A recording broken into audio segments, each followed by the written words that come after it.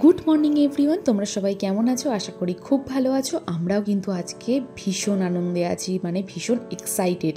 কারণ কি জানো, আমরা সকাল সকাল উঠে পড়েছি, কারণ 6টার মধ্যে বাড়ি থেকে বেরোতে হবে।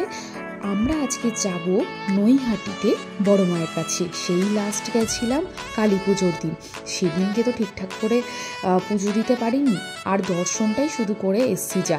আর ননাই ওখানে কোনোদিনও যায়নি। তো সবাই মিলে রেডি হয়ে সকাল সকাল বেরিয়ে পড়েছি। ইভানও কিন্তু 6টার মধ্যে স্নান ফান করে ঘুম থেকে উঠে রেডি হয়ে ও কিন্তু আমাদের সাথে বেরিয়ে পড়েছে। ও একটু অ্যাডজাস্ট করতে পারে অ্যাকচুয়ালি। তো যাই হোক, আমার ওই জন্য অতটা টেনশন হয় না, অসুবিধাও হয় না। আমরা দেখো এখানে পৌঁছে গেছি বেলঘড়িয়া স্টেশনে। রাজার সাথে দেখা হয়ে গেছে, আর বাকি রয়েছে দিদিভাইও আমাদের সাথে যাবে। দিদিভাইকে এখনও খুঁজে পাইনি। এই তো দিদিভাইয়ের সাথেও দেখা হয়ে গেছে। স্টেশনে ঢুকতে না ঢুকতেই কিন্তু লোকাল ট্রেন ছিল, নৈহাটি লোকালটা উঠতে পারিনি, কারণ হচ্ছে দিদিভাইয়ের সাথে তখনও অবধি দেখা হয়নি। তারপরে ওখানে 10 মিনিট ছাড়াই যদি ওবার ট্রেন থাকে। তো বেলঘড়িয়া স্টেশনে তো আমরা সবার সাথে দেখা হয়ে গেছে, একসাথে হয়েও গেছি। নেক্সট ট্রেন ছিল রানাঘাট লোকাল, সেটাতেই আমরা কিন্তু ট্রাভেল করেছিলাম। যেহেতু সেদিন সানডে ছিল, তো সেরকম বিশেষ ভিড় ছিল না, ট্রেনও আমরা কিন্তু একদম ফাঁকা পেয়েছি। পৌঁছে গেছি নৈহাটি স্টেশনে পৌঁছাতেই দেখলাম দুধারে প্রচুর ফুলের দোকান। ওখান থেকেই আমরা নিয়েছিলাম ফুল, মালা, বড় মায়ের জন্য সব কিছু। তো আর যেহেতু সকাল সকাল আমরা ভেবেছিলাম পাবো কি না, আর তাই জন্য দেখলাম স্টেশনে উঠেই দেখলাম প্রচুর ফুলের দোকান, কোনো অসুবিধা হয়নি। ওখান থেকে সব ফুল টুল যা দরকার আমরা কিনে নিয়েছি। এখানে তো আমরা পৌঁছে গিয়ে আবার আমার একটা বন্ধু স্বস্তিকার সাথে আবার দেখা হয়ে গেছে। তারপরে ওখান থেকে সব কিছুই মোটামুটি কেনা হয়ে গেছিলো, বাকি ছিল শুধু মিষ্টিটাও কিন্তু আমরা এখানে দুধারে দেখলাম প্রচুর ডালার দোকান, এখান থেকে নিয়েছিলাম মিষ্টি। ভেবেছিলাম বাড়ি থেকে মিষ্টিটা কিনে নিয়ে আসবো, কিন্তু যেহেতু অত সকালে কোনো দোকানই খোলেনি, আর বাড়ি থেকে মিষ্টিটা নিয়ে আসা হয়নি। আমরা বাড়ি থেকে আলতা, সিঁদুর সব কিছুই নিয়ে এসেছিলাম, শাড়ি নিয়ে এসেছিলাম, কিন্তু দিদিভাই কিছু নিয়ে আসেনি বলে দিদিভাই পুরো ডালাটাই নিয়েছে। আর আমরা আলতা সিঁদুর বাদ দিয়ে মিষ্টি আর চেলি কাপড়, ধূপকাঠি, মোমবাতি এইগুলো নিয়েছি। এখানে সব কিছু তোমরা অ্যাভেলেবেল পেয়ে যাবে, আর যারা শাড়ি দিতে চাও তারা শাড়ি কিনে আনতেও পারো, এখানেও শাড়ি বিক্রি হয়, কোনো অসুবিধা নেই। তো আমরা এখানে সবার ডালা নেওয়া হয়ে গেছে, আর সব কিছু গুছিয়েও আমরা নিয়েছি। আর আস্তে আস্তে একটু করে হাঁটতে আমরা কিন্তু পৌঁছে গেছিলাম বড় মায়ের কাছে।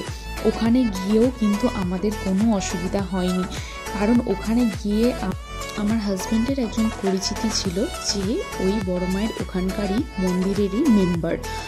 ওরা সব সবুজ রঙের ইউনিফর্ম পরে থাকে। এই যে দাদাটাকে দেখতে পাচ্ছ, ওই জামার মধ্যে লেখা থাকে সহযোগী বলে, ওরা ওখানকারই মেম্বার। তো এই দাদাই কিন্তু আমাদেরকে বড় মায়ের কাছে যেতে অনেকটা হেল্প করেছে। আর এখানে আমরা দক্ষিণাটা সবাই বার করে নিচ্ছি, যাতে সামনে গেলে কোনো অসুবিধা না হয়, যাতে গিয়েই দিয়ে দিতে পারি। সামনেটা প্রচণ্ড ভিড়, ভেতরে ঢুকে একটা, বিশ্বাস করবে না, একটা অদ্ভুত ফিল হচ্ছিল। মায়ের মুখটার মধ্যে যেন অনেক কিছু, মানে ঠিক বলে বোঝাতে পারবো না। যারা তোমরা গেছো তারাই হয়তো বুঝতে পারবে মায়ের মুখটা দেখলে কতটা শান্তি হয় আর কি। তো যারা এখনও যাওনি তারা প্লিজ ভিজিট করে এসো। তো ভালোভাবেই দেয়া কমপ্লিট হয়ে গেছে, আমরা পুজো টুজো দিয়ে বেরিয়েও এসেছি। আর বাইরেটা দেখো, ভিড় ছিল এরকম, খুব একটা বিশেষ ভিড় ছিল না, তাই জন্যই হয়তো আমাদের এত সুন্দর করে পুজো দেওয়াটা পসিবল হয়েছে। ইচ্ছা ছিল বড় মায়ের একটা মূর্তি কিনবো, মানে ফটো আর কি, ফটো ফ্রেমগুলো রাস্তায় দেখেছিলাম প্রচুর ফটো ফ্রেম বিক্রি করছে। তো মা বলেছিল পুজোটা দিয়ে নিই, তারপর আমরা ফটো ফ্রেম কিনবো। তো আমাদের বাড়ির জন্য একটা কিনে নিয়েছি, দিদিভাইয়ের বাড়ির জন্য একটা ছোট কিনেছে, আমরা একটু বড় কিনেছি। এখান থেকে ফটো ফ্রেম কিনে নেওয়ার পর আমাদের প্রচণ্ড গরম লাগছিল, কারণ সেদিনকে গরমটা পড়েছিল মারাত্মক। তো রাস্তায় দেখলাম আখের রস বিক্রি হচ্ছে। ননাই বললো যে একটু আখের রস খাই, তাহলে একটু ভালো লাগবে সবারই, আর ইভানকেও খাওয়ানো যাবে আখের রসটা। তো আমরা সবাই মিলে ওখানে আখের রসটা খেলাম। তারপরে ব্রেকফাস্ট করবো বলে কোথাও একটা ভালো দোকান খুঁজছিলাম। তো এখানে একটা ব্রেকফাস্টের দোকান পেয়ে গেছিলাম, কিন্তু ননাইয়ের পছন্দ একটু পুরি আর তরকারি এরকম আইটেম হবে, সেটা ওর ভালো লাগে আর কি। কিন্তু এখানে প্রত্যেকটা দোকানে পুরি আর ছোলার ডাল বানায়। তো সেই জন্য ননাই অনেকগুলো দোকান ভিজিট করে বললো সব দোকানেই এখানে পুরি আর ছোলার ডালই বানায়। তো অবশ্যই আমরা এই দোকানটাতে এলাম। আমাদের ছোলার ডাল খেতে অসুবিধা নেই, কিন্তু ননাই একটু পুরি আর তরকারি খেতে ভালোবাসে বেশি। তো এটা অনেক পুরনো দোকান। খাবারের কোয়ালিটি নিয়ে কিছু বলার নেই, খাবারের কোয়ালিটি কিন্তু খুব ভালো ছিল। আর আমরা খেতে বসার আগে আমি কিন্তু ইভানকে আগে খাইয়ে দিয়েছিলাম, কারণ ওরও অনেকটা খেতে পেয়ে গেছিলো। 10টার মধ্যে আমাদের পুজো দেওয়া কমপ্লিট হয়ে গেছিলো। তো ইভানের যেহেতু ব্রেকফাস্টের টাইম হয়ে গেছিলো, ইভানকে আমি খাইয়ে নিয়েছিলাম, তারপরে আমরা খেয়েছিলাম। আমাদের পাতে দেখো চলে এসছে লুচি আর তরকারি, লুচি না, এটা পুরি ছিল। তো আজকের ভিডিওটা কেমন লাগলো অবশ্যই কিন্তু কমেন্ট বক্সে জানিও। সবাই খুব ভালো থেকো, সুস্থ থেকো। ভিডিওটা ভালো লাগলে অবশ্যই like, comment, share and subscribe করে দিও। আর এই গরমে তোমরাও সবাই খুব ভালো থেকো।